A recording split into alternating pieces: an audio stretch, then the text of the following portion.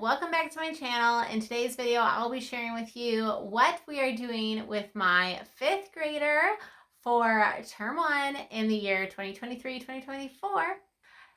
I'm so glad you are here. If you are new to my channel, my name is Hannah and I am a homeschool mom of 4 children to school age.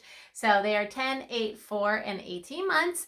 We follow the Charlotte Mason method of teaching, and we are loosely following Ambleside Online. This is actually our first year kind of diving into more of that. So I'm really excited to share with you how we're going to incorporate that into our family this coming homeschool year. So if you enjoy these videos sharing about what we're using in our terms as we're going through our school journey, then please give this video a thumbs up, and let's get into what we're doing for 5th grade with my 10-year-old daughter. So this is based off of Ambleside Online's year 4, and we have made a few slight adjustments, and at the end of the term, I'm just going to determine how we did, because this is a lot of reading that she's not necessarily used to, and so I felt like this was a good year for her to go into. She's 10, she is in 5th grade, but the reading that is in Ambleside is so rich in advance that I felt like this was a really good spot for her. And so we will see how it goes. The first thing that I have for my 5th grader is her first book of centuries.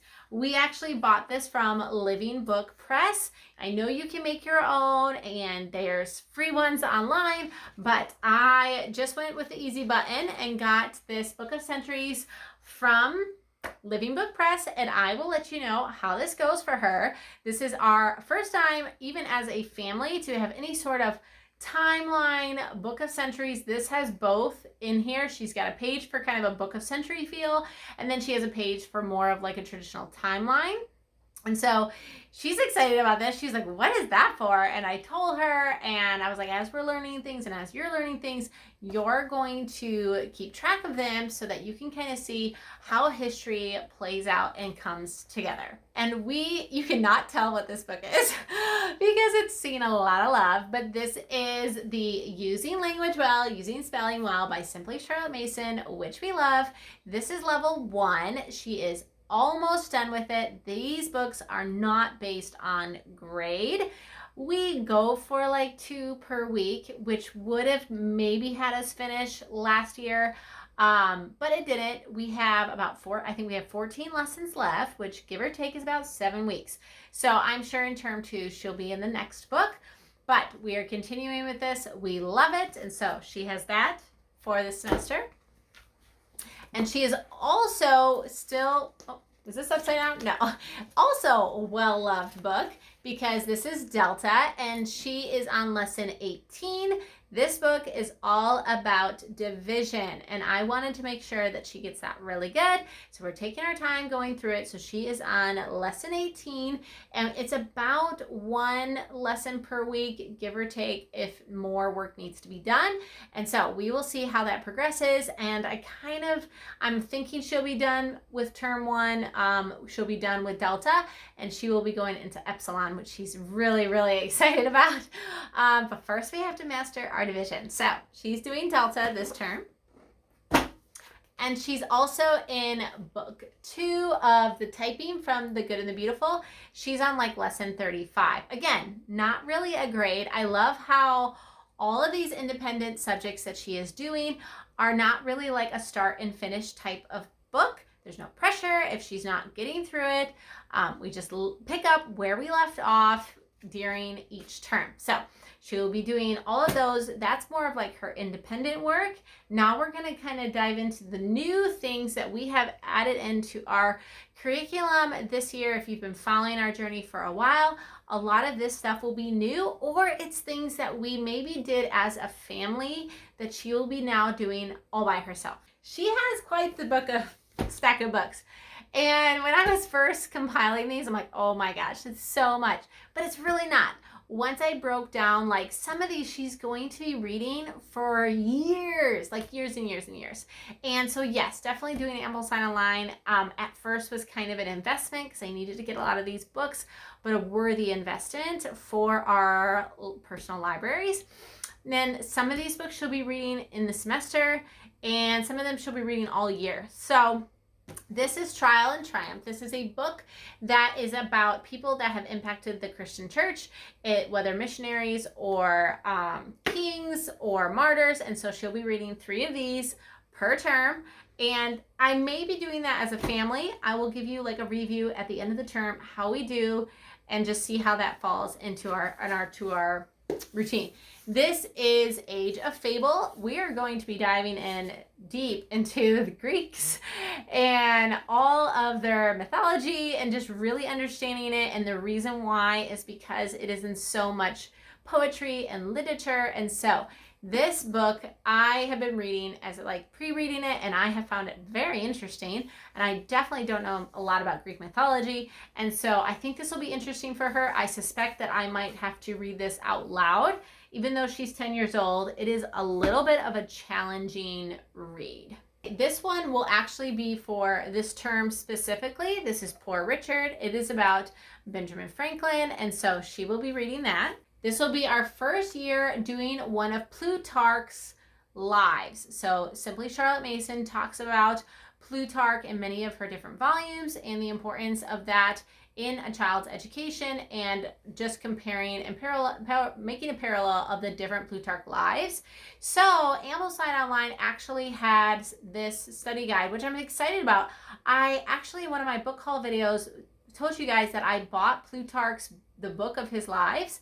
But when I went to like know that we had to read them going into year 4, I was like, whoa, I don't know anything about these Roman lives, and this is just too much for me. So this book, Ambleside has listed on their website, actually breaks down like the historical facts, the map facts, vocabulary, and it kind of like breaks up each section into bite-sized pieces. So it was only $15, I think, on Amazon.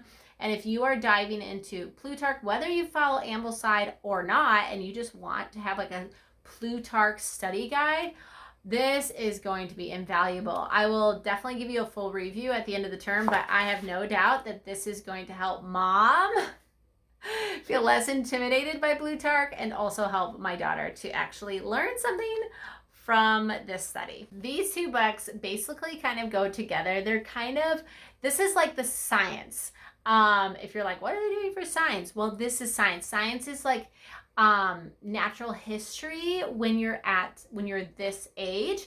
And so she's going to be doing Madam How and Lady Why, which I'm already loving personally as I'm reading it. Same with this one, the storybook of science. So these are basically what I would consider her science. She's really just learning about natural history. They're like geography, just understanding how the world works. And so, but through a story, because that is a better way.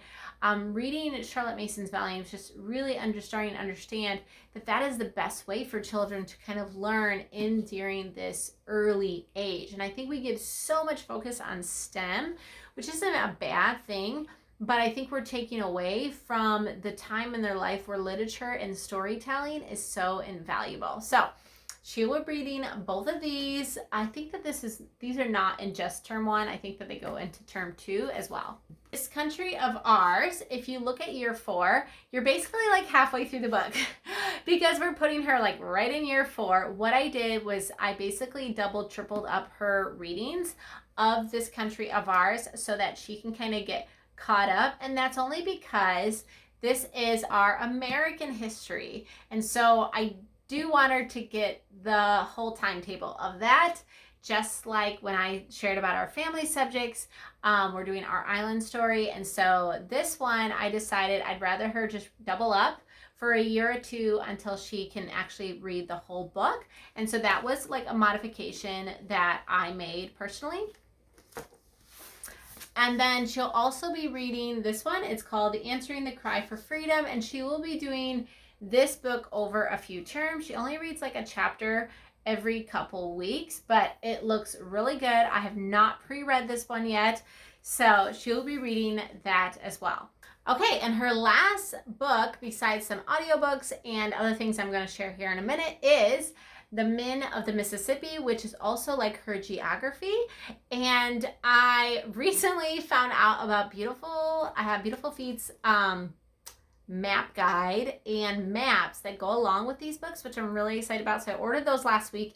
They should be in soon, and it's going to be their map work also for this term.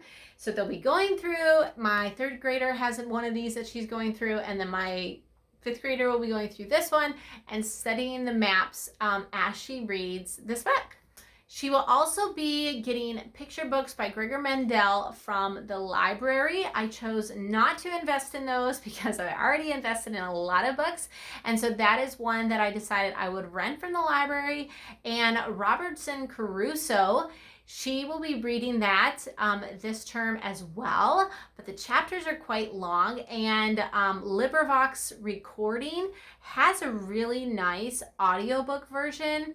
And so I decided for that one, I would give her permission to listen to it on audiobook, especially because this is so much more reading than she is used to. And so that one she will be listening to on Audible through LibriVox Recording, and I will be listening to it as well. In fact, I've already been listening to it. It's a really good book. I'm excited about that. And all of these books I'm actually personally excited about. How many other moms are out there that are just like, woo, school, learning all the things? If you are, then we are in good company here.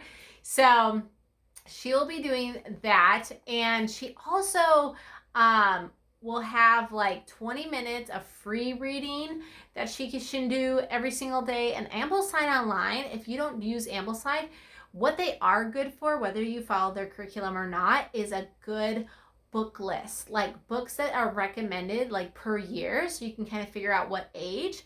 And so I printed a bookmark that I talked about a few weeks ago for year 4, and all of the books that they suggested for independent reading, things that they don't have to narrate. And so like she wants to start with Bambi. That was a book that was suggested. And they have like, Black Beauty, Robin Hood, all of these good literature. And so that's what she's going to do like during her free reading. She can just pick any book from that list and then just go through it as she likes independently. So I'm going to show you next how I kind of broke this down week to week, and I'll also show this in my third grader video like I did with our family studies. Okay, so Ambleside actually provides a free printable with exactly what you need to do every single week. I've just made some slight modifications depending on what we are doing as a family. But the reason I wrote it out, the whole schedule for the term, is so that I could see each week what I'm hoping that she will accomplish. And this will also help me roll over the things that we didn't finish for term 2. And then I wrote out, even in her independent work, what I'm hoping that we will finish every single week. So if you have any questions about this, please let me know down below. That is everything for what my 5th grader is doing for this first term. I hope you found this helpful. If you did, give it a thumbs up.